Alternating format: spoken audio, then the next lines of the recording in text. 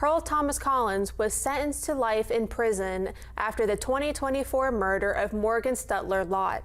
He was originally charged with first-degree murder and child neglect, both of which he pled guilty to. I attended his sentencing on Friday, where Morgan's family shared how her death deeply affected them. What you did to everyone associated with this case is inexcusable.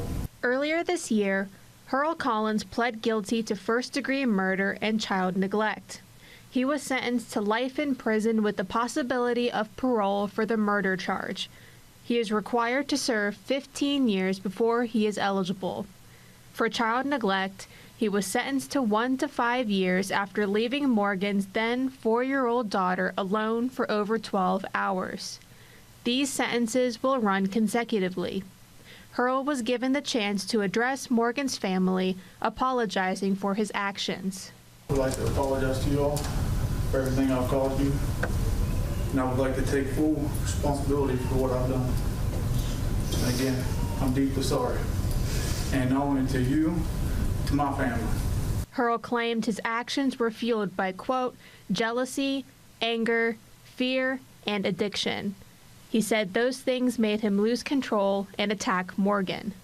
Following his apology, Morgan's family members spoke out about how Morgan's murder affected them. Morgan's mother, Ashley Poling, says Morgan will always be with her.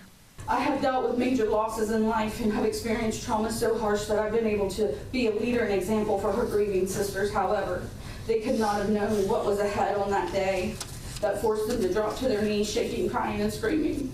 We miss her. I miss her so much. Following Ashley, Morgan's sister Caitlin Bush said Hearl does not deserve her family's mercy. Did you feel like a man that day? Do you still feel like a man? And you think you deserve mercy? You think you should walk freely? Well, she's 6 feet underground. Morgan's sister Lily Bush said Morgan's death left her daughter traumatized. You beat her till she was bruised all over, and if that wasn't good enough, you shot her, not once, but twice. You then threatened Josie, a baby. Morgan's sister, Mercedes Poling, says the day she found out about Morgan's murder haunts her. I was at a demolition derby in Lebanon, Ohio with a group of friends when my dad called. A nightmare that is on replay every time I close my eyes.